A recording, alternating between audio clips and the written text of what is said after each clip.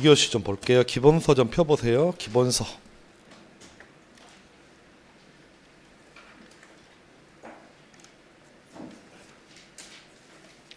기본서 45페이지 좀, 기본서 45페이지.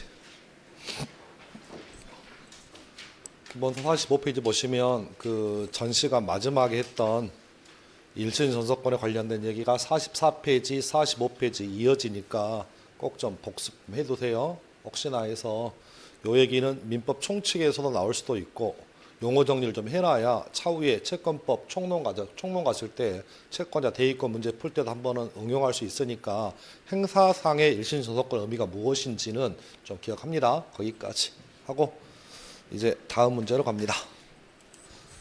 자, 형성권에 관련된 얘기가 6번의 얘기인데요. 형성권은 상대방에 대한 일방적 의사표시를 합니다. 라는 일반적인 지문이니까 옳은 지문입니다. 2번. 다른 사정이 없다면 형성권 행사에는 조건이나 기한을 붙일 수 있다, 없다? 없다. 그래서 형성권은 일방적 의사표시만 가지고 효력이 발생하니까 상대방에게 불리하니까 조건이나 기한을 붙일 수 있다고요, 없다고요? 없습니다. 끝. 그래서 우리 상계에는 조건이나 기한을 붙일 수 있다고요, 없다고요? 없습니다. 법정 확인하세요. 473조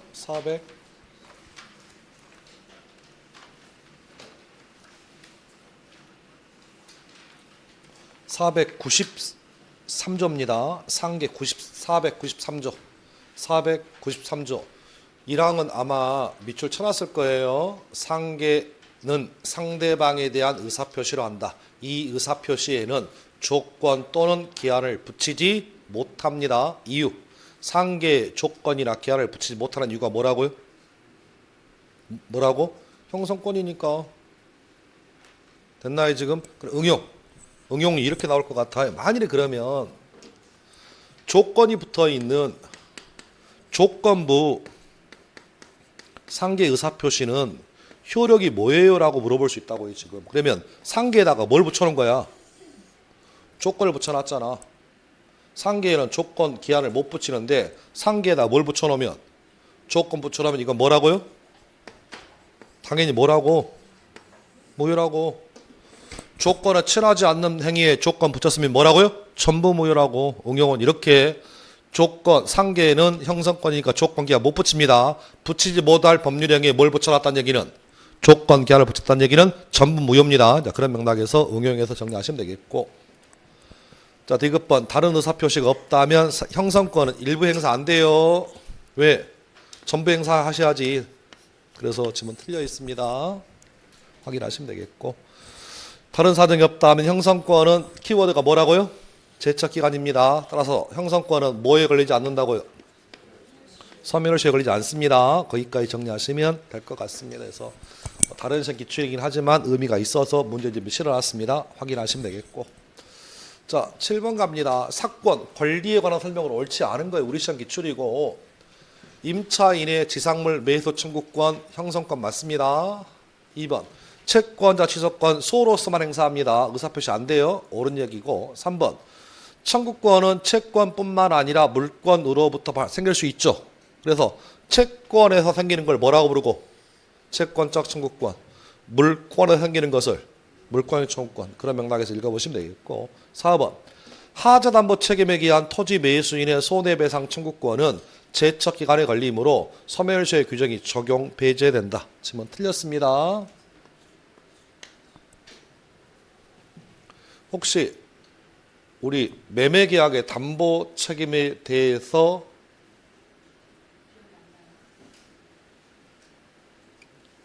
기억나요? 동영상에 심화과정에다 마지막에 붙여 올려놨는데 다시 해봅시다. 들었다고 가정을 하고. 자,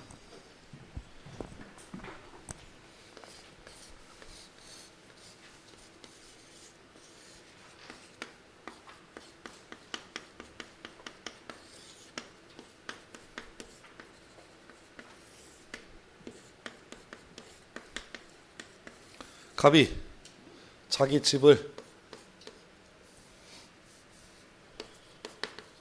팔아서 을에게 소유권 넘겨주려고 합니다. 질문. 갑은 을에게 뭘 판 겁니까?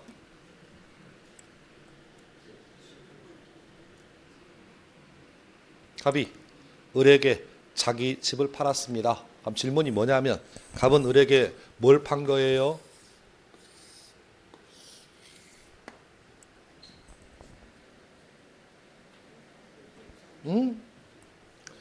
권리 판 거예요.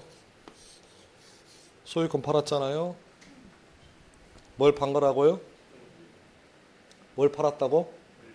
권리는 끝났어. 권리는 적었잖아 지금. 그러니까 왜 자꾸 아직도 수업을 2년째 돼가는데 수업을 아직도 적응을 못하고 있냐고. 지금 여기다 하나 또 채워야 될 거잖아. 지금 이미 권리는 끝났는데 뭘 팔았다고? 물건 팔았다고.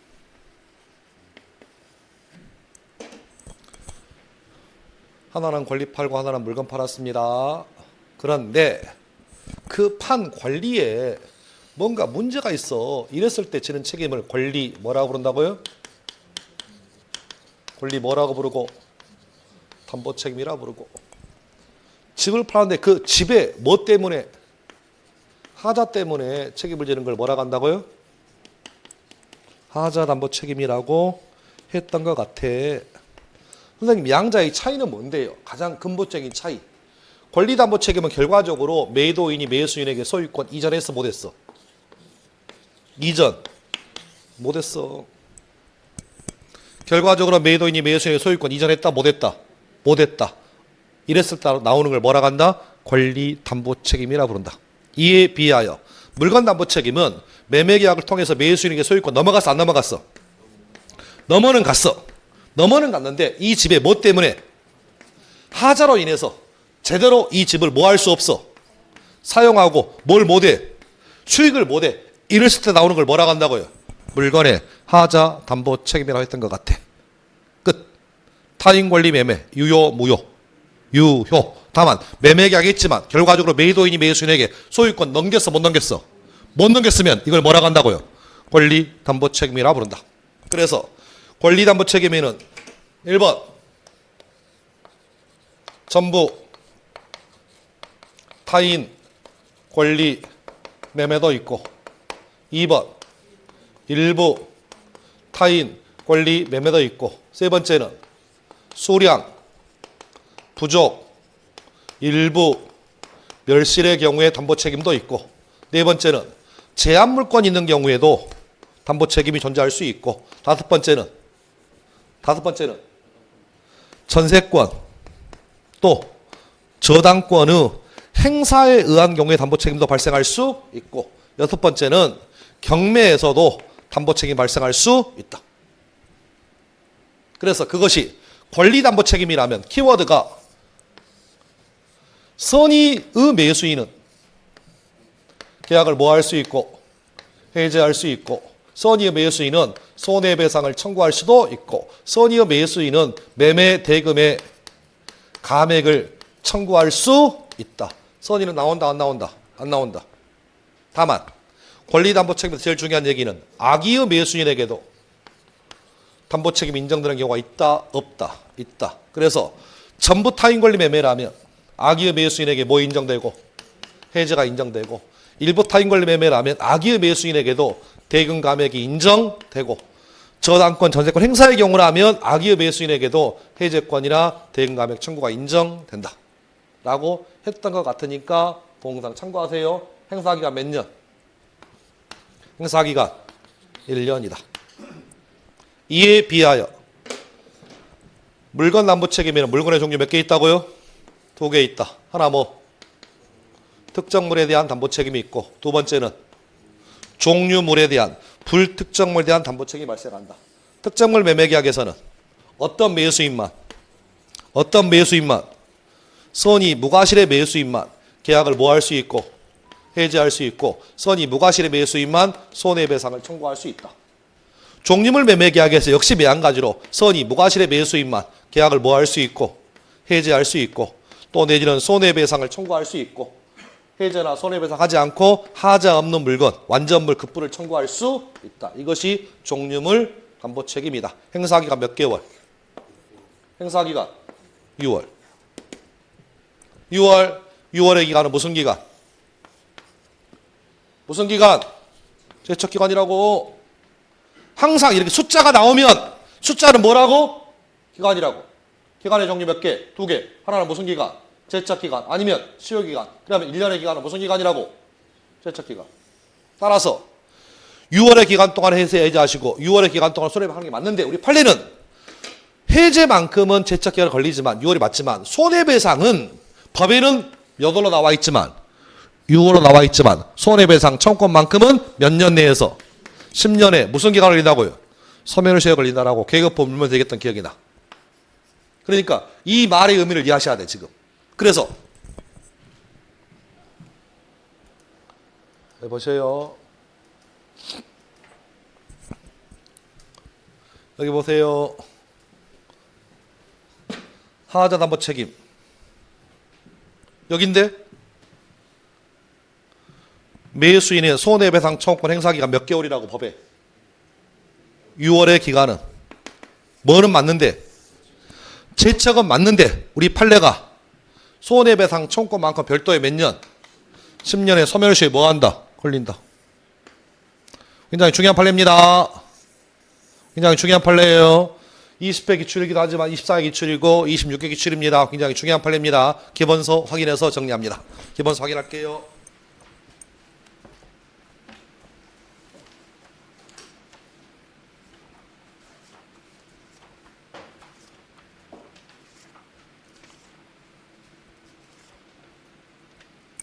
(720페이지)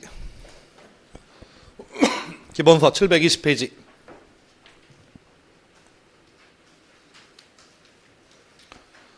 기본서 720페이지 가니까 별표 쳐져 있네요 선생님. 쳐져 있네. 쳐져 있어 거기. 720페이지 보면 판례 1번인가요? 판례 1번 매도인에 대한 하자담보에 대한 손해배상 청구권에 대하여 민법 582조의 제척기간이 적용되고 이는 법률관계의 조속한 안정을 도모하고자 하는 데 취지가 있다. 그런데 하자담보에 기한 매수인의 손해배상 청구권은 권리의 내용 성질 및 취지에 비추어 민법 162조 1항 채권의 소멸시효 몇 년? 10년에 적용됩니다. 그러니까 법에는 형식적으로는 몇 월로 나와 있지만 6월로 나와 있지만 우리 판례는 별도의 10년에 뭐에 걸린다?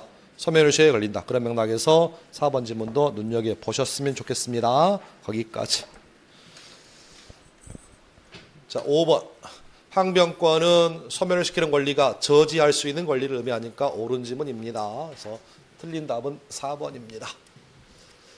자, 8번 형성권 아닌 걸 찾아보세요. 우리 작년 기출이군요. 문제 서비스 해제권, 형성권, 취소권, 형성권, 유익비 상환 청구권은 뭐라고요? 이거 뭐라고요? 이건 청구권이에요. 다른 말로 뭐라고요? 다른 말로 뭐라고? 채권이라고. 돈 주라고. 뭐라고? 돈 주라고. 뭐 주라고? 유익비 주라고. 점유자가 점유물에 돈 투입했다면 점유물을 뭐 할 때? 돌려줄 때. 돌려줄 때. 유익비 상환 청구할 수 있잖아. 채권이라고. 안 주면 어떻게 하냐? 안 주면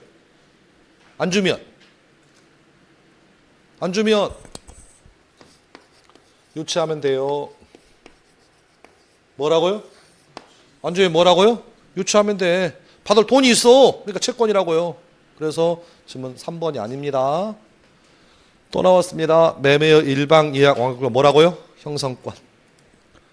지상물 배수 청구권도 뭐라고요? 형성권. 이렇게 정리하시면 정답은 3번입니다. 그러니까 결론만 정리하면 결과적으로 모든 비용, 상환, 청구권은 다 뭐라고요? 청구권이야, 채권이야 이것은. 채권입니다. 따라서 안 주면 어떻게 하라고? 유치하시라고. 그렇게 연결하시면 되겠습니다. 자, 형성권으로만 연결된 겁니다. 자, 이제 볼까요? 문제 어려워요. 왜 어렵냐면 이런 식의 지문이요. 형성권으로 먹겠다. 그러면 형성권에 대응되는 말을 찾아야 나올 수 있어. 형성권 대응되는 말은 뭐 있어요?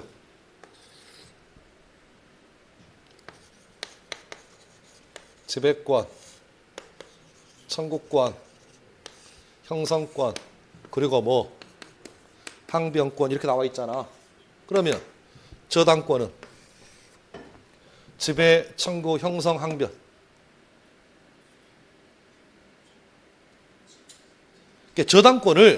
저당권도 권리잖아. 그럼 저당권은 권리 중에서 지배에 속해, 청구에 속해, 형성에 속해, 항변에 속해.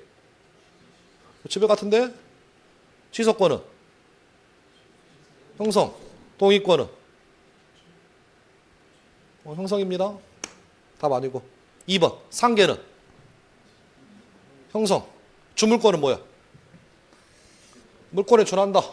대표적인 주물권이 뭐 있어? 그러니까 준물권이 얘가 뭐냐고. 얘가. 채권양도 이건 뭐라고요? 지배권이에요. 지배권이에요. 이양과 관계권은 형성권. 해제, 형성. 답 3번. 추인, 형성, 해지, 형성. 물권적 청구권은 뭐? 청구권이지. 청구권이잖아 지금. 답 아니고. 해지권, 형성, 부양 청구권. 청구권이야. 채권이라고요. 뭐라고? 아니 생각해봐. 아버지 먹고 좀 살게 돈 좀 주세요 라고 청구해야 되는 거 아니야? 안 주면 돈 들어오나? 채권이에요. 청구권 아닙니다. 부속 매수 청구권, 형성권. 뭐라고요? 부속물 매수 청구권 뭐라고요? 형성권. 잠깐만. 부속물 매수 청구권 들어본 것 같긴 한데 언제? 건물전세권에서 부속물 매수를 청구하는 것 자체가 뭐라고요? 형성권이다. 됐죠? 그래서 좀 어렵습니다. 실은 이런 신문이 좀 어렵습니다. 이유는 뭐냐면 형성권을 찾으라는 얘기가 나오는데 이 형성권에 대응되는 말이 뭔지를 기억이 안 나면 문제가 쉽지 않아. 그러니까 항상 내용을 따라서 항상 그 단어에 대응되는 점을 찾으셔야 돼 먼저. 그러면 답이 나올 텐데 실은 대응되는 답을 찾기가 쉽지 않다니까요. 실은. 그래서 어찌됐든 간에 답은 3번입니다. 자, 보시면 되겠고. 자, 옳은 것을 모두 고롭게 우리 재작년 기출문제고요. 대단히 어렵게 나옵니다. 여기 좀 볼까요? 당사자 일방의 잘못으로 인해서 상대방 당사자가 계약을 취소하거나 불법행위로 인한 손해배상을 청구할 수 있는 경우에 계약 취소로 인한 부당이득 반환 청구권과 불법행위로 인한 손해배상 청구권은 경합하여 병존합니다. 라고 나왔습니다. 자, 뭔 얘기냐?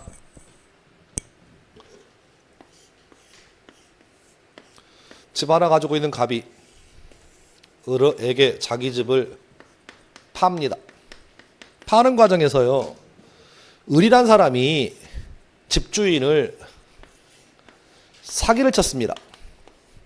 사기당한 집주인 갑은 2억짜리 집을 1억 5천에 사고 파는 매매 계약을 체결하였습니다. 그 결과 매수인으로부터 매매대금 1억 5천 지급받고요. 그리고 그 결과 갑의 집이 을 앞으로 소유권 이전 넘게 되었습니다. 그때까지도 사기당한 사실을 몰랐어요. 한참 뒤에 노인은 매수인에게 사기당한 사실을 알았습니다. 이 경우에 사기당한 갑은 사기친 을을 상대로 행사할 수 있는 권리가 몇 개 있어요?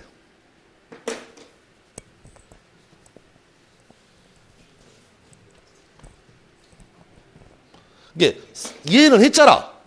2억짜리 집을 사기당해서 1억 5천에 팔아먹었다고. 그걸 나중에 알았다고. 그러면 집주인, 판 집주인은 사기친 놈을 상대로 행사할 수 있는 민법상 권리, 형법상 권리, 콩밥을 채운다 이런 말 좀 하지 마. 이게 민법 시간이야. 콩밥주 이런 말 하지 마. 민법 시간이야. 민법적으로 어떤 게 행사할 수 있어?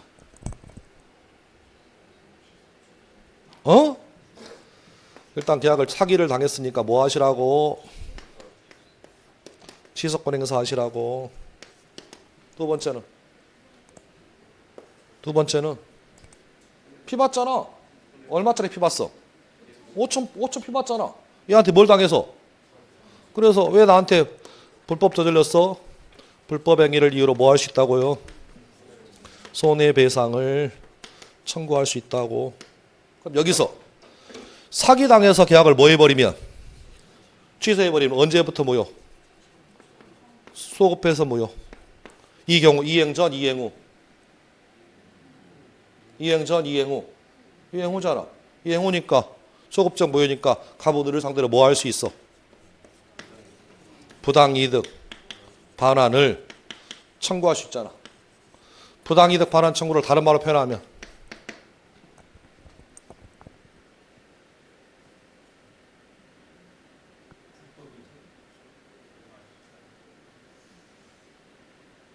그러니까 다시 얘기할게요.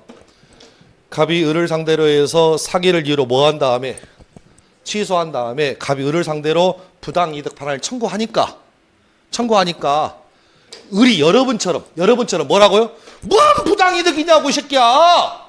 집 돌려주면 되잖아. 뭔 부당이득이냐고. 여러분처럼 똑같이 여러분처럼 뭐라고? 뭔 부당이득이냐고. 집 돌려준다고. 갑이 눈빛이 뭐라고요? 갑이 눈빛. 저 같은 눈빛. 어이가 없는 거지. 부당이득 반환 청구를 다른 말로 뭐라고 한다고요?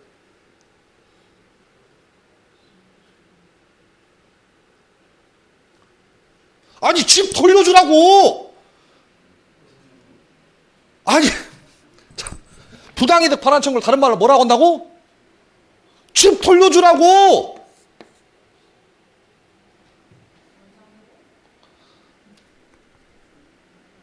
집 돌려주라고. 이걸 무식하게 유식하게 뭐라 한다고? 부당이득 반환 청구라 부른다고. 실무에서는 어떻게 한다고?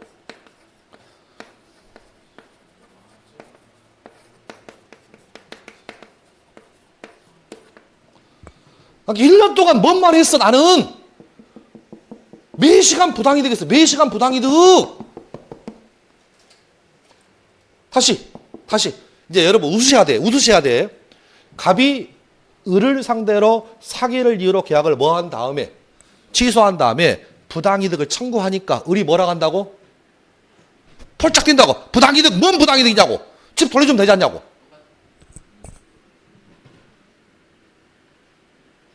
웃어야 되는데 도대체가 웃지도 않고 도대체 뭔 말인지를 몰라 지금. 이게 부당이득이 집 돌려달라는 얘기라고. 이게 배운 사람들은 뭐라고 부르고? 부당이득. 못 배운 사람들은 집 돌려줄게. 끝. 자 여기서 문제. 부당이득 반환 청구 언제 생겨? 부당이득 반환 청구 언제 생기냐고. 1번. 이 부당이득 반환 청구하는 이 권리는 하늘에서 떨어진 권리입니까? 2번. 뭐 호숫가에서 주운 권리다. 3번. 바닷속에서 캐는 권리다. 이런 권리 언제 생겨?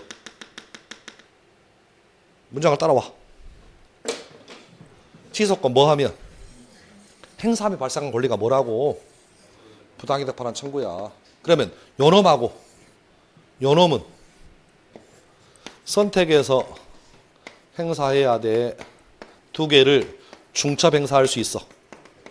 선택 행사라고. 선택 행사를 다른 말로 뭐라고 한다고요?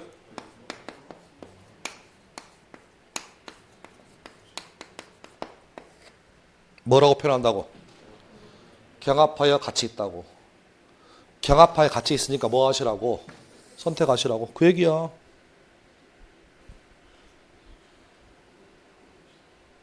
그러니까 이게 요 단어가 되게 어렵습니다. 경합하여 병존한다는 얘기니까 요건 뭐 하라는 얘기야?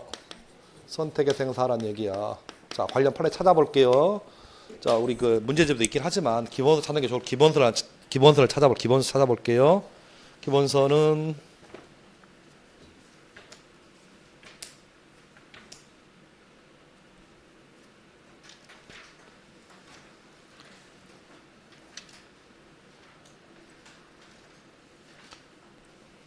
(248페이지) 기본서 248페이지 위에 판례 1번이에요. 찾으셨어요? 같이 읽어볼게요.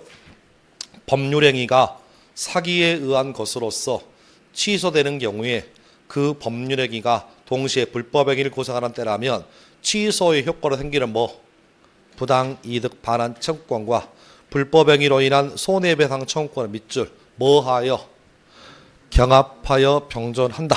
따라서 채권자는 어느 것이라도 선택하여 행사할 수 있지만 중첩을 행사할 수 있다 없다? 없다. 판례는 기억합니다. 판례 기억합니다. 그래서 25회가 이렇게 나왔고, 자 그다음 2번.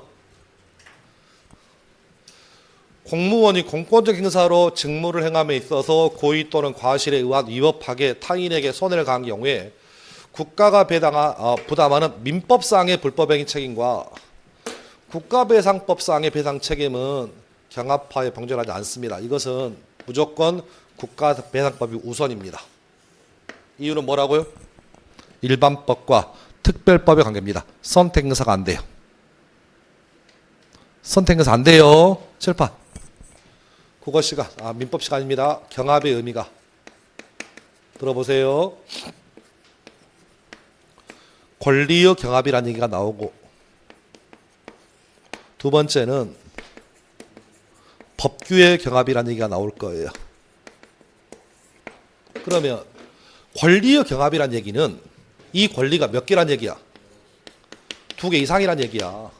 2개 이상이니까 이걸 권리자가 내 입맛에 따라서 뭐 한다고요? 선택할 수 있어요 라고 하면 이것은 권리의 경합이에요. 근데 법의 경합은 뭐냐면 이 법이 적용시킬 법이 몇 개 있다고요? 적용시킬 법이 몇 개 있다는 얘기야? 2개 있다는 얘기야. 그럼 이 2개 중에 이 법이 하나는 무슨 법이고 일반법이고 하나는 무슨 법이라면 특별법이라면 특별법을 일반법이 뭐하니까? 우선하니까 이때는 선택해서 행사가 안 됩니다. 이해하셨나요 지금? 지금 보기처럼 국가배상법이랑 특별법이 있고 민법이 있다면 이때는 뭐부터 적용하라고? 특별법 적용하니까 이거 경합의 문제가 아니야. 이건 무조건 국가배상법 우선입니다. 됐나요 지금? 얘기 끝. 그래서 니은 번지면 틀렸습니다. 자, 요 얘기는 기본서 좀 찾아볼게요. 어딘가 있을 거예요. 한번 찾아볼게요. 자, 기본서는 찾아서 차후에 찾아서 한번 읽어보세요. 집에 가셔가지고 쭉 자 앞으로 갑니다. 57페이지. 기본서 57페이지 보세요. 기본서 57페이지 보면 양가로 1번이 권리의 경합이 있죠. 그리고 쭉 내려와서 양가로 2번이 법규의 경합이 있죠. 그렇죠?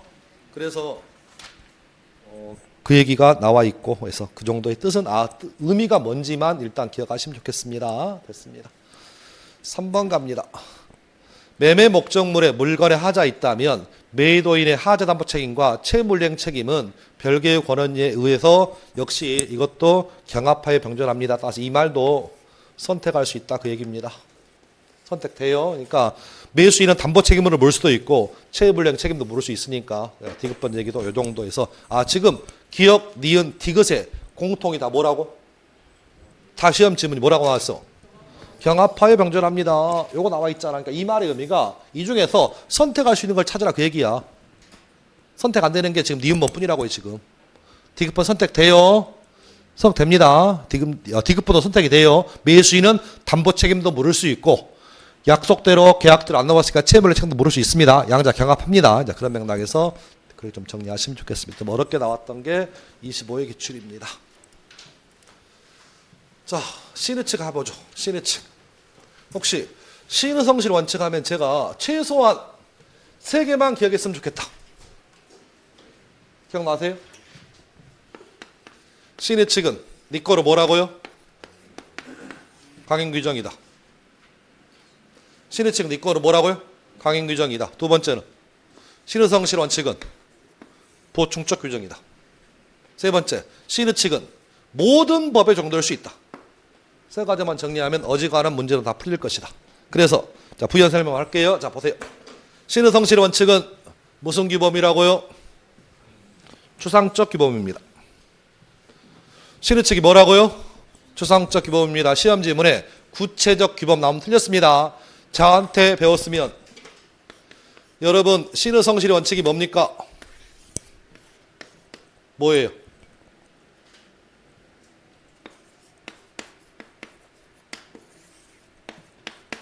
뭐라고요? 그런 거 있다. 아셨죠? 왜? 몰라! 오늘 며칠이에요? 3월 10일. 여러분의 눈빛. 신의축 위반입니다. 여러분의 오늘 눈빛. 나는 모른다. 나는 누구? 여기는 어디? 이런 눈빛들 신의축 위반이에요. 내용 없어요. 신의축인 그 시대 상황 반영이에요. 얘기 끝. 두 번째는 신의축은 일종의 뭐라고요? 권리 행사의 뭐다? 한계다. 잠깐만. 법이 존재하는 이유는 뭐라고요?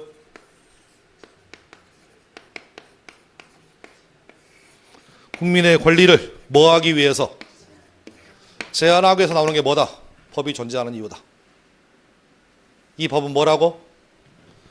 강행규정이다. 근데 강행규정이 없을 때를 대비해서 여러분의 권리를 제한하는 게 뭐라고? 신의축이라고. 그래서 강행규정도 이끌어 뭐라고요? 신의축. 나오는 질문 두 가지. 신의성실 원칙은 당사자 약정으로 배제할 수 있어 없어? 없어. 무조건 지키셔야 합니다. 두 번째, 신의성실 원칙 위반 여부는 당사자가 주장하지 않아서 법원이 직권으로 판단할 수 있다 없다? 있다. 질문 두 가지 정리하시면 되겠고, 별표 1000개짜리 판례 기억나요? 별표 1000개. 시작. 강행규정을 스스로 위반한 자가 자신의 행위가 강행규정에 위반되었음을 이유로 무효라고 주장하는 것은 신의성실의 원칙에 반한다, 반하지 않는다? 반하지 않으니까 결론, 무효를 주장할 수 있다 없다? 있다. 끝. 됐습니다. 신의성실 원칙은 뭐라고요? 모든 법에 적용될 수 있다 없다? 있다. 민법이라는 사법관계뿐만 아니라 공법에도 적용될 수 있고, 재산관계뿐만 아니라 신분관계에 적용될 수 있고, 물권뿐만 아니라 채권에도 적용될 수 있다. 이게 전부라고 했습니다. 전부예요. 끝. 몇 가지 지엽적인 질문 먼저 볼게요. 원칙은 이렇습니다. 원칙은 별표 1000개가 이거였어요. 강행규정을 위반한 법률행위를 한 사람이 스스로 무효 주장하는 것이 신의성실의 원칙에 위배되는 권리행사라는 이유로 이를 배척한다면 강행규정 입법 취지를 몰각시키는 결과가 되므로 그러한 주장은 신의 측에 위배된다고 볼 수 없는 게 뭐라고요? 원칙이에요. 우리 시험은 이것만 나왔어요. 근데 다른 시험에서 노무사 같은 경우에 변리사 같은 시험에 재작년부터 나오는 판례가 요 판례입니다. 그래서 예외적인 질문 한번 봐두세요. 혹시나 몰라서. 단체 협약 등 노사 합의의 내용이 근로기준법의 강행규정을 위반하여 무효인 경우에 그 무효 주장하는 것이 신의 측에 위배되는 권리행사라는 이유로 이를 배척한다면 강행규정으로 정한 입법 취지를 몰각시키는 결과가 되기 때문에 그러한 무효 주장은 원칙은 신의 측에 위배된다고 볼 수 있다 없다? 없는 게 원칙이에요. 그런데 예외가 있습니다. 노사 합의의 내용이 근로기준법의 강행규정을 위반한다는 이유로 노사 합의의 무효 주장에 대한 예외 없이 신의 측의 적용이 배제되는 것은 아니다. 신의 측을 적용하기 위한 일반적 요건을 갖추면 물론 근로기준법의 강행규정성에도 불구하고 신의 측을 우선하여 적용할 만한 뭐가 있다면 특별한 사정이 있는 경우에 예외적으로는 그 무효 주장하는 것이 신의 측에 위배에다 허용될 수는 없습니다. 그래서 한번 판례가 나왔으니까 해서 기본서에 있을 거예요. 그러니까 우리 시험은 주로 원칙을 내겠지만 혹시 이 시험이 나오면 예외적으로 무효 주장하는 것이 결과적으로 신의 측에 위배될 수도 있다 없다? 있더라. 양자는 이렇게 좀 정리해 두시면 좋겠죠. 좀 어렵긴 합니다만은 기본서 한번 찾아볼게요. 기본서 한번 찾아볼게요. 나중에 표시만 좀 해두세요.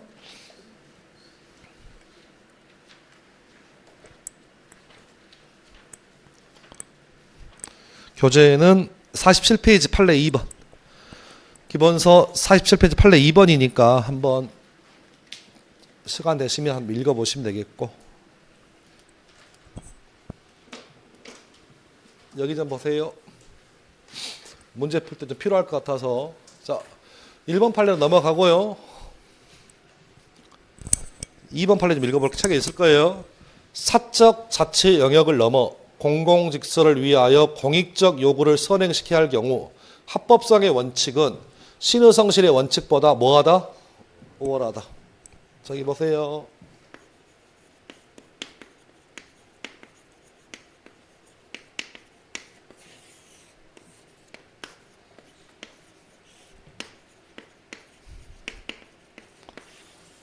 이것도 원칙이고 이것도 원칙입니다. 어느 게 우선이라고요? 뭐가 원칙이라고? 요렇게 우선시키라고. 합법상의 원칙은 뭐야? 법 적용하라고. 뭘 적용하라고? 법 적용하라고. 그러니까 뭐가 있으면 강행규정 있으면 강행규정 적용시키라 그 얘기야. 이게 뭐라고 한다고요? 합법상의 원칙. 신의성 원칙은 어떤 원칙이라고? 강행규정이 없을 때 적용하는 원칙이라고. 그러니까 합법상의 원칙과 신의성 원칙은 뭐가 우월하다고? 합법상의 원칙이 우월하다고. 그럼 시험지를 바꿔내면 못 찾을 수 있냐 그 얘기야. 신의성실의 원칙은 합법상의 원칙에 비해서 우월하다. 틀렸습니다. 뭐가 무엇보다 우월하다고? 합법성의 원칙이 신의 측보다 우월합니다. 지문이 바꿔나면 틀렸어요 지금. 신의성실의 원칙은 합법성보다 우월 틀렸습니다. 즉 합법성의 의미가 뭐라고? 강행규정 있으면 적용하라 그 얘기야 지금. 자, 그런 맥락에서 역판례 정도는 기억을 좀 해두시면 되겠고. 자, 역시 또 예전처럼 회귀가 된 것 같아요. 사정 변경으로 인한 첫 번째 힌트. 계약 뭐라고요? 계약 해제. 사정 변경으로 인한 계약 해제니까 저 계약은 무슨 계약이야? 무슨 계약? 무슨 계약? 일시적 계약이잖아. 다시 용어 정리. 넓은 의미의 계약에는 일시적 계약이 있고 무슨 계약이 있다? 계속적 계약이 있다. 일시적 계약은 영어가 뭐 하는 거고? 해제하는 거고. 계속적 계약은 영어가 뭐다? 해지다. 따라서 여기 단어가 뭐니까? 해제니까 이 계약은 무슨 계약이라고? 일시적 계약이라고. 됐나요 지금? 그래서 계약 중에 일시적 계약에 대해서 뭘 적용해서? 사정 변경 원칙을 적용해서 계약을 해제하려면 요건이 2개 필요하다. 아무 때나 해제할 수는 없다. 해제하기 위한 요건 첫 번째. 당사자가 예상하지 못한, 예결하지 못한 현저한 사정의 변경이다. 두 번째는 해제권을 취득한 당사자에게 책임 있는 없는? 책임 없는 사유에 의한 사정 변경일 때만, 요 2가지 경우에만 사정 변경을 이유로 뭐 할 수 있다? 해제할 수 있다. 역으로 항상 시험은 역으로 나왔습니다. 처음부터 당사자가 견할 수 있었다면 해제할 수 있어 없어? 없어. 당사자가 책임 있는 사유에 의한 사정이라면 해제할 수 있어 없어? 없어. 정확하게 표현의 반대말을 기억하세요. 여기서 말하는 이 사정은 무슨 사정? 객관적 사정만 의미하고 당사자의 주관적이나 개인적 사정을 의미하는 것은 아니다. 객관적 사정이 있을 때는 뭐 할 수 있겠지만, 해제할 수 있겠지만 주관적 개인적 사정 가지고는 해제할 수 있다 없다? 해제할 수 없더라. 끝. 그래서 여기까지는 토시안 안 빠지고 최근 10년간 최소한 6번 이상 나왔던 지문이. 이제 문제는 요 놈이에요 지금. 요 지문이 지금 안 나왔어요 지금. 갑니다. 계약의 성립의 기초가 되지 아니한 사정. 그럼 이 사정은 여러분 눈빛에 개인적 사정이야 객관적 사정이야? 계약의 성립의 기초가 되지 않은 사정. 이거 무슨 사정 같아? 무슨 사정이야? 개인적 사정이야. 무슨 사정이라고? 주관적 사정입니다. 따라서 결과적으로 얘기하면 해제할 수 있어 없어? 해제 못해. 해제할 수 없으니까 계약의 효력을 그대로 유지하는 것이 신의 측에 반한다고 볼 수 있다 없다? 없으니까 이 말의 의미는 계약을 해제하면 된다 안 된다? 안 된다 그 얘기야. 그러니까 시험 지문에 사정의 의미가 객관적 사정, 이렇게 주관적 사정, 개인적 사정으로 나오면 문제가 쉬워지는데 뭐라고 나오면 계약의 성립의 기초가 되지 않는 사정이 나오면 이 사정의 의미가 무슨 사정임을 개인적, 주관적 사정임을 눈치채시라고 지금. 됐나요 지금? 얘기 끝. 이 정도가 가장 기본적인 얘기고요. 자, 역시 빈출이어 설명합니다. 노란색 기억하세요. 노란색. 노란색. 자, 채무자의 소멸시효에 기한 항변권 행사입니다. 뭔 뜻이에요? 그러니까 제 질문이 뭐냐면 채무자의 소멸시효에 기한 항변권 행사가 뭔 얘기냐고. 요건데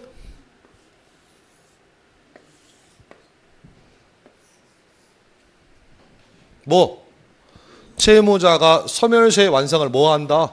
주장한다. 같은 얘기야 지금. 뭐라고? 같은 얘기라고. 그러니까 갑이라는 채권자가 있고 을이라는 채무자가 있다. 1,000만 원짜리 채권이 있더라. 그래서 채권자가 채무자한테 야 지난번에 빌려간 1,000만 원 뭐 해달라? 갚아달라고 뭐 하니까? 청구하니까 채무자가 뭐라고 한다고요? 네 채권 시효 끝났다고. 그래서 채무자가 네 채권에 소멸시효가 뭐 되었다? 완성되었다라고 뭐 한다고? 주장한다고. 그럼 이걸 다른 말로 뭐라고 표현한다고? 제일 위에 소멸시효에 기해서 뭘 행사한다고? 그럼 똑같은 얘기라고 지금. 그러니까 이게 정당하지 않아. 원칙 정당하지. 정당하니까 무슨 원칙 위반 아니야? 신원칙 위반 아니야. 다만 예외적으로 이렇게 채무자가 소멸시효 완성을 주장하는 것도 경우에 따라서는 예외적으로 신원칙 위반될 수 있어 없어? 있다고. 어떤 예외가 있었어? 어떤 예외? 첫 번째, 채무자가 시효 완성 전에 채권자의 권리 행사의 시효 중단을 불가능 또는 현저하게 곤란하게 한 경우. 두 번째는 그러한 조치가 불필요하다고 믿게 한 경우. 세 번째는 객관적으로 채권자가 권리 행사를 할 수 없는 장애사가 있었거나. 네 번째는 일단 시효 완성 후에 채무자가 시효를 원용하지 않을 것 같은 태도를 보여서 권리자로 하여금 그와 같이 신뢰를 하였거나 채권자 보호의 필요성이 크고 같은 조건의 다른 채권자가 채무의 변제를 수령하는 등의 특별한 사정이 있다면 이때는 시효 완성 중하는 것이 권리 남용이 될 수 있다 없다? 있다. 자, 다시 갑니다. 지금 1번, 2번, 3번, 4번을 제가 보여드렸어요. 그러면 제가 방금 드린 예가 몇 번에 해당하는지 찾아보세요. 자, 갑이 채무자를 찾아갑니다. 이 돈은요 2009년 4월 달에 빌려준 돈이고 채권자가 채무자를 찾아갑니다. 그래서 2018년에 4월 달에 이제 몇 년 지났어요? 9년. 시효 끝날 무렵에 채권자가 채무자를 찾아가서 야 지난번에 동생 1,000만 원 빌려가고 있는데 언제 갚을 거냐 물어보니까 동생이 뭐라고 한다고요? 동생이 뭐라고 그래? 아따 형님 사람을 뭘로 보냐고. 내가 이 돈 1,000만 원 떼어먹을 거 아냐고. 나 그런 놈 아니라고.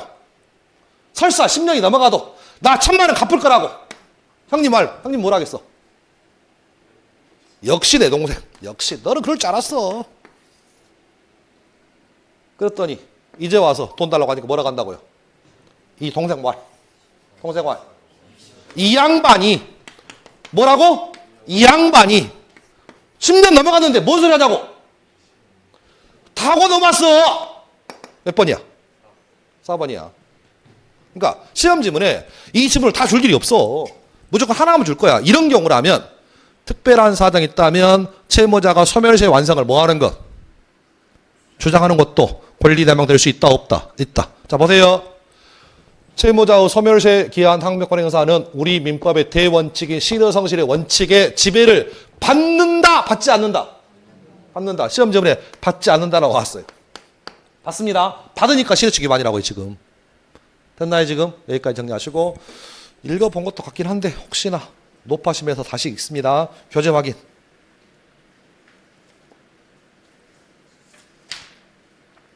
(374페이지)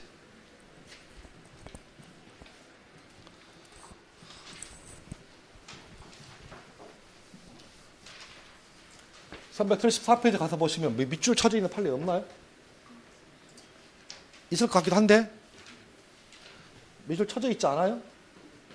374페이지 판례 1번에 밑줄 쳐져 있을 것 같은데 앞뒤로 좀 확인 좀 해두세요. 네, 거기까지 이론 정리하고 이제 문제 좀 풀어볼게요. 자, 작년 기출입니다. 옳은 것 1번 답이네요. 참 문제가 이런 식으로 문제를 줍니다. 법조항 줍니다. 법조항.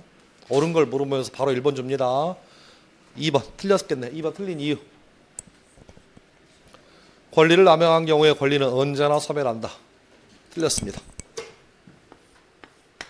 자, 권리의 행사 또는 권리의 불행사가 신의성실의 원칙에 위반되면 우리는 그것을 무엇이라 부릅니까?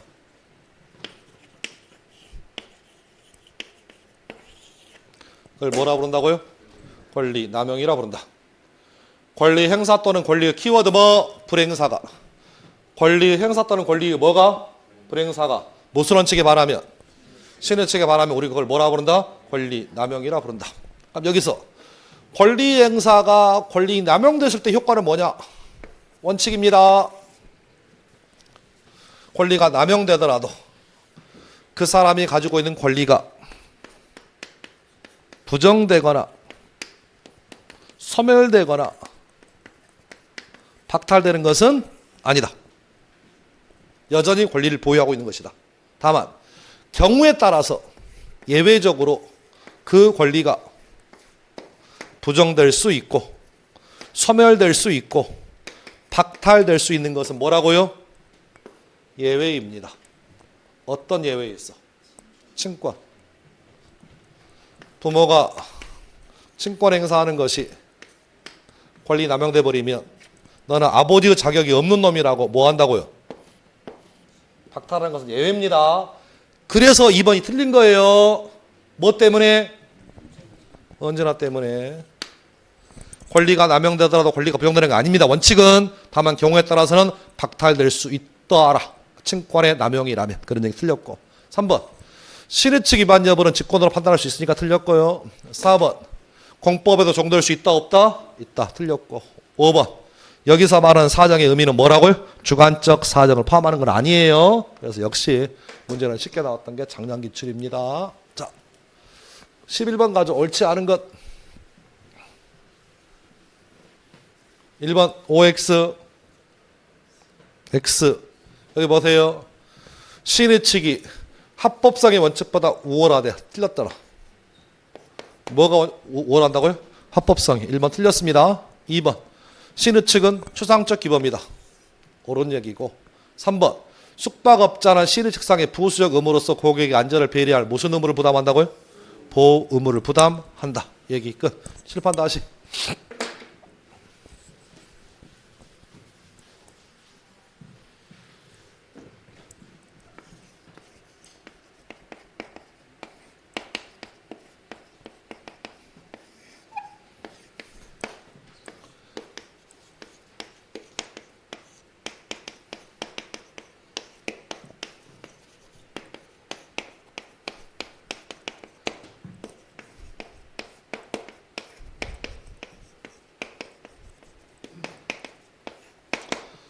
넓은 의미의 임대차 계약에는 보통의 임대차 계약도 있는가 하면 일시 사용을 위한 임대차 계약도 병존합니다. 따라서 특별한 얘기가 없으면 양자를 모두 포함한다 보시면 돼요. 다만 일시 사용을 위한 임대차 계약에서만 무슨 의무를? 보호 의무가 인정됩니다.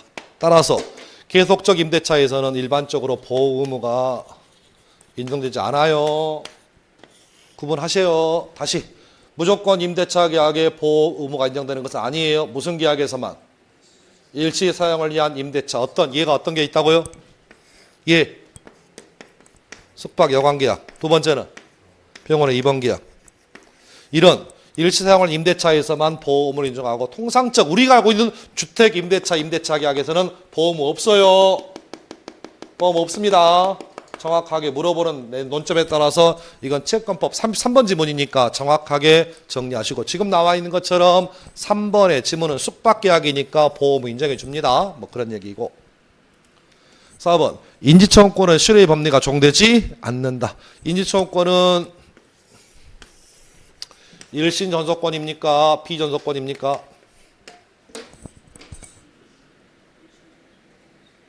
인지청구권 일신 전속권이야? 비전속권이야? 뭐라고? 인지청구권 일신 전속권 비전속권. 일신 전속권이에요. 아들만 행사해. 아들만.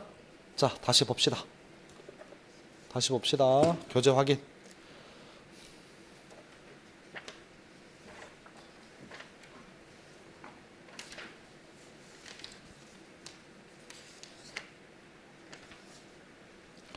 교재 좀 확인하겠습니다. 51페이지 6번 판례 51페이지 6번 판례 읽어볼게요. 인지청구권은 본인의 단어 들어오셔야 돼. 이제 뭐라고? 일신 전속적인 신분관계상의 권리로서 포기할 수도 없으며 포기하다 했다 할지라도 효력이 발생할 수 없는 것이고 이와 같은 인지청구권의 포기가 허용되지 않는 이상 실외의 법리는 적용될 여지 없습니다. 확인하시면 좋겠습니다. 역시 맞고. 역시 매한 가지로 확정 채무라면 이제 못합니다. 이건 부연 설명 안 하겠습니다. 넘어가겠습니다. 자, 12번 권리남용 설명으로 옳은 것을 모두 골라볼게요. 칠판 보세요. 1번 어때요?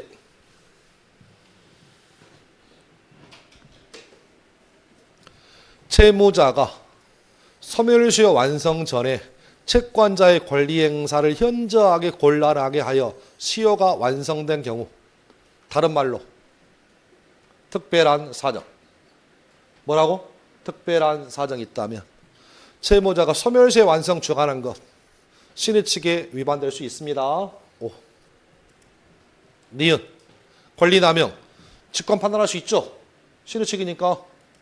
디귿 거래 당사자가 유치권을 자신의 이익을 위하여 고의적으로 작출, 연출하여 유치권의 최우선 순위 담보권으로서의 지위를 부당하게 이용함으로써 신의 성실의 원칙에 반한다고 평가되는 경우라면 유치권 남용이 될 수 있습니다. 그래서 결론만 정리. 유치권도 권리 아닌가요? 권리의 남용이 될 수 있다, 없다? 있다. 됐어요, 지금? 자, 뭔 얘기냐? 어제 사무실 앉아 있는데 한때는 꽤 잘 나갔던 분 같아요. 솔직히 말씀드리면 그 선생님께서. 근데 지난주에도 보고 어제도 잠깐 왔던데 요즘은 좀 많이 안 좋은 것 같아요. 그 건대역 앞에 서울시장님이 사시는 스타시티 비쌉니다. 비싼데 한 20, 한 7, 8억. 그 정도면 안 비싼가? 안 비싸구나. 그냥 뭐 그 정도면 그냥 보통 수준이구나. 그 스타시티 58평이 한 27억 정도 되는데 보니까 가압류 채권액 포함해서 한 60억 설정돼 있더라고요.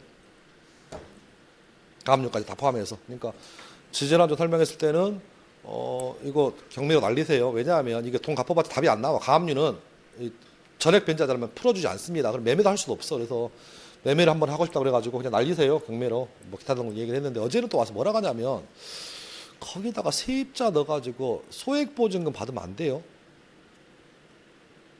서울시 같은 경우는 1억 6,500에 5,500원 최우선 면제예요. 저당 상관없습니다. 경매 개시 전까지만 들어가면 돼요. 그러니까 5,500만 원 자기 지인 넣겠다는 거야. 제 말 뜻 이해하셨어요 지금? 제 말 뜻 이해하셨어? 유치권 설명할 때 이미 건물이 넘어갈 것 같아. 그러니까 공사대금업자 불러가지고 유치권을 설정해 줘버려.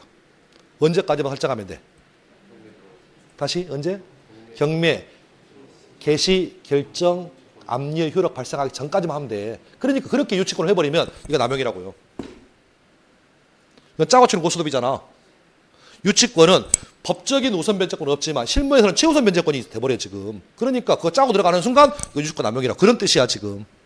제 말 뜻 이해하셨어요 지금? 그러니까 이게 실무에서 주택임대차법상의 대항력과 유치권의 최우선 변제권을 남용하는 분들이 꽤 많습니다. 어찌 보면 가만히 생각하면 현명 같기도 하고. 그러니까 그래요. 근데 어제 그분이 와서 그렇게 하더라고. 어차피 넘어갈 것 같으니까 세입자 넣으면 안 되겠니? 그래서 제가 또 또 애매해서 어쨌든 알아서 하라고 했습니다. 저도 말을 못 하겠더라고. 근데 어쨌든 간에 좀 애매하잖아요 지금. 그러니까 거기다 임차인 넣어버리면 제가 더 가서 5,500원 먼저 받는 거 어차피 날라갈 집이야. 그러니까 이게 어찌 보면 작출이라고 표현하는 거야 지금. 짜고 치는 거. 그러니까 유치권도 그런 맥락이다. 그래서 그렇게 좀 이해하시면 되겠고. 자, 리을번 어때? 리을번.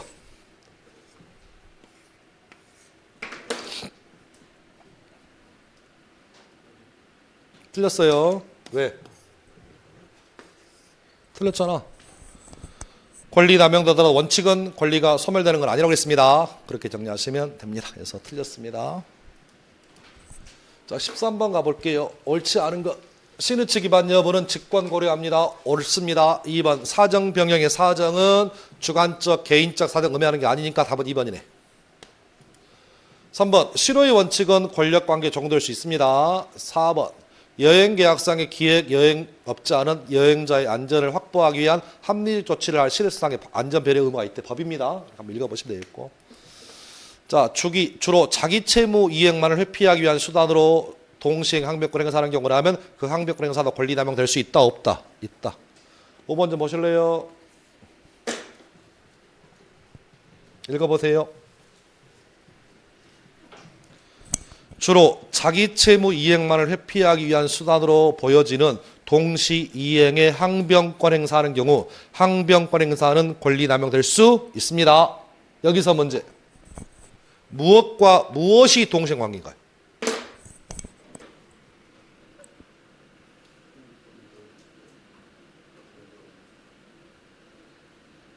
자, 5번.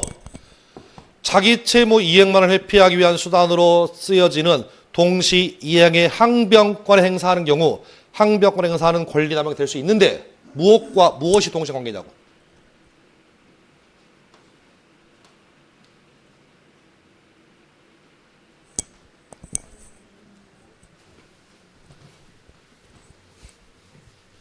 자, 알았습니다.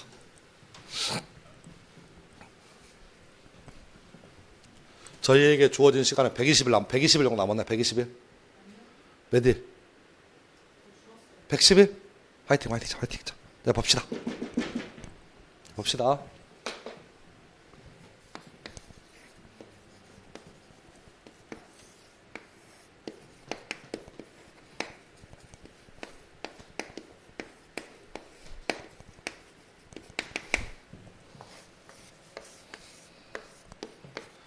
집 하나 지어주기로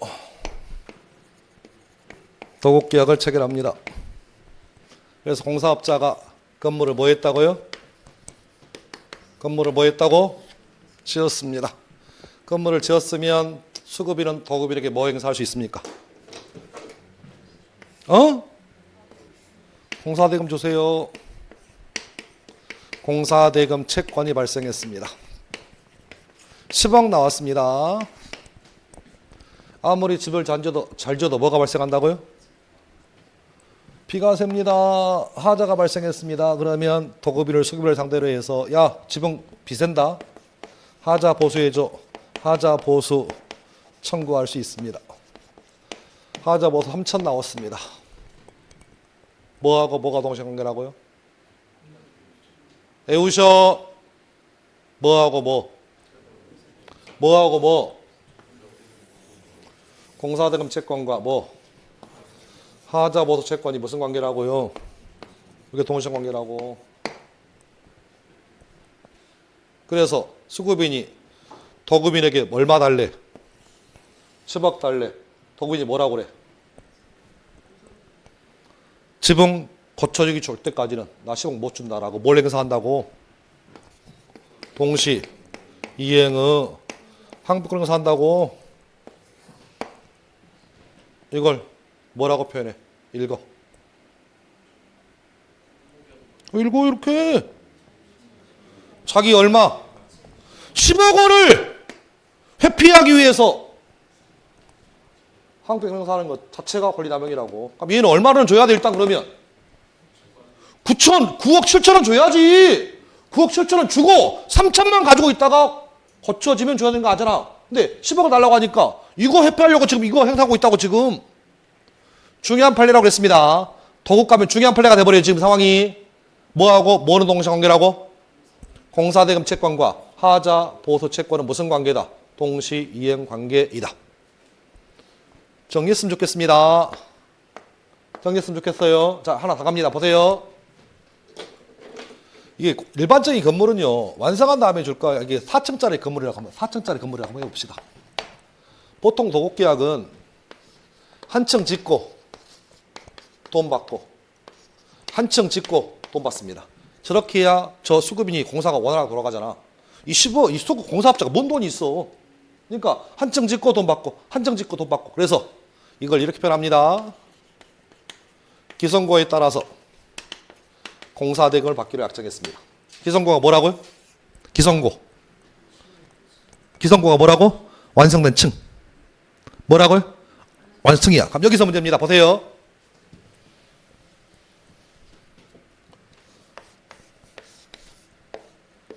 1층 올라갔습니다. 1층 올라갔어요. 1층. 공사대금 2억 나왔어요. 한층 더 올라갔습니다. 2억 나왔어요. 됐어요? 3층에 올라갑니다. 자, 그럼 1층에서 받는 하중은 이건 고정하중이야, 할하중이야? 자, 알았어요. 자격증 있는 거 아셨죠, 이제 저도? 자, 여기서 3층 올라가니까 1층에 지금 여기서 누수가 돼. 1층가 공사자금 받았어, 못 받았어? 다 받았어. 근데 이제 3층을 지어놓고 하려고 보니까 누구 사니까 얘가 뭐라고 하냐면, 잠깐만요. 1층 비세는데? 라고 했을 때 동생관계가 3층과 1층의 동생관계가 될 것이냐의 문제입니다. 시험에 빈출입니다. 이거. 공사대금 채권과 하자 보수 채권이 무슨 관계라고? 동생관계라면 1층 지을 때 하자가 없어가지고 돈 줬어. 2층 줄 때도 하자가 없어 돈 줬는데 3층을 짓고 나서 3층에 대한 하자가 아니라 1층에 대한 하자가 발생했다고 지금. 이거 동생관계이다 아니다? 관계입니다. 관계입니다.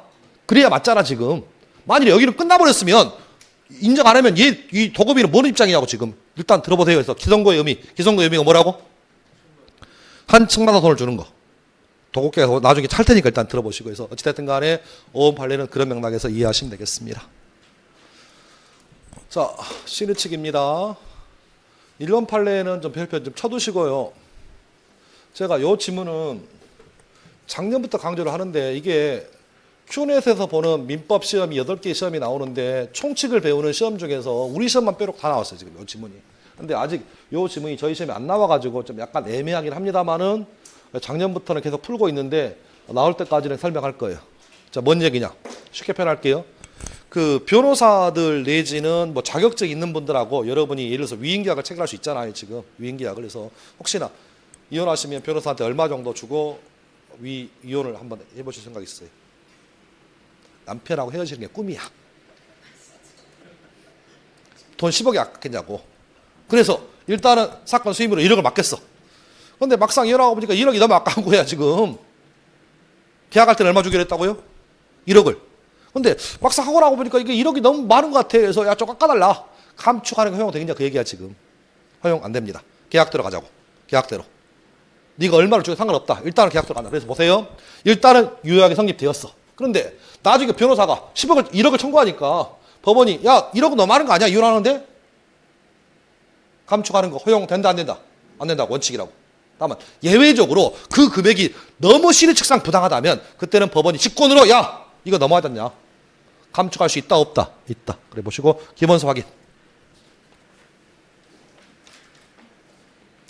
55페이지 7번 판례. 55페이지 7번 판례입니다. 읽어볼게요. 유효하게 성립한 계약상의 책임을 공평의 이념 또는 신의칙과 같은 일반 원칙에 의하여 제한하는 것은 사적 자치 원칙이나 법적 안정성에 대한 중대한 위협이 될 수 있으므로 채권자가 유효하게 성립한 계약에 따른 급부의 이행을 청구하는 때 법원이 급부의 일부를 깎는 것, 감축하는 것 중요한 건 원칙입니다. 허용된다 안 된다? 안 된다. 다만 예외적으로 그것이 너무 과다하면 일부를 감축할 수 있다 없다 있으니까 물어보는 게 원칙을 물어보는지 예외를 물어보는지는 정리해 두시면 감사됐습니다. 그래서 1번은 옳은 지문이고 2번 신의칙상 맞고요. 자, 3번의 키워드가 뭐라고요? 3번의 키워드 예견할 수 있었다. 해제된다 안 된다? 안 된다. 5번 4번 틀렸네요. 이거 뭐라고요? 읽으세요. 강행 규정을 위반하여 무효임을 알면서도 법률행위를 한 자가 강행복귀 위반을 이유로 무효를 정하는 것은 신의 성실 원칙에 반하지 않는다. 4번 틀렸고요. 5번 한번 읽어보시면 되겠습니다. 15번 풀게요. 옳지 않은 것. 채권자는 물상 보증이 되려는 자에게 주채무자의 신용 상태를 조사해서 고지할 신의 성실의 원칙상 의무를 부담한다, 부담하지 않는다. 뭔 얘기 같아요? 채권자, 채무자, 여러분이 보증인이에요. 보증인이 채무자가 빈 1억에 대해서요, 여러분이 보증을 쓰려고 합니다. 그럼 채권자 입장에서 너 알고나 보증을 쓰냐? 저 채무자 빚쟁이야. 연체 석 달 됐어. 알고나 보증을 쓰냐? 라고 채권자가 채무자의 신용 상태를 알려줘야 돼? 아니면 지가 알아보고 들어와야 돼? 제 말 이해하셨어요 지금? 이해하셨어 지금? 채권자가 있고 채무자가 있는데 채무자가 보증인의 보증을 부탁하니까 보증인이 채권자와 사이에 주채무자 이행하지 않으면 제가 보증을 쓰겠습니다 라고 보증인과 체결한 과정에서 채권자가 야 네 채무자 좀 신용이 안 좋은 것 같더라? 알려줄 의무 있어 없어? 없어 이거. 네가 알고 들어와야지. 다만 조심하세요. 여기가 은행권이라면 알려줘야 돼. 여기가 뭐라고요? 여기가 은행이라면 알려줘야 돼. 이건 고지 의무 있어. 근데 여기는 일반적인 은행이 아니라 일반적 채권자니까 고지 의무 없습니다. 틀렸습니다. 은행권이라고 알려주셔야 돼요. 정말 이해하셨어요 지금? 근데 일반적인 채권자라면 알려줄 의무가 없어. 왜냐? 이건 보증인 자기 책임이야. 자기 책임이지. 네, 그래서 1번 틀렸습니다. 2번 병원이니까 보호 의무를 부담합니다. 3번 숙박업자 보호 의무 부담합니다. 역시 매한가지로 합법상의 원칙이 신의 측이 우선하지만 예외적으로 합법상의 원칙을 희생하여서라도 구체적인 신뢰보호의 필요성이 인정되는 경우에 한해서만 예외적으로 적용됩니다. 뭐 그런 얘기니까 예외적인 얘기라는 얘기 맞고 5번 직권조사 사항이다. 이 정도의 뜻은 보시고 답은 1번 틀린 이유는 좀 기억하시면 좋겠습니다. 됐고 자, 여기까지 하겠습니다. 좀 쉬었다가 이제 통치 끝내놓고 다음 시간부터 자연인 관련 파트 얘기 좀 해볼게요. 쉬었다 오겠습니다.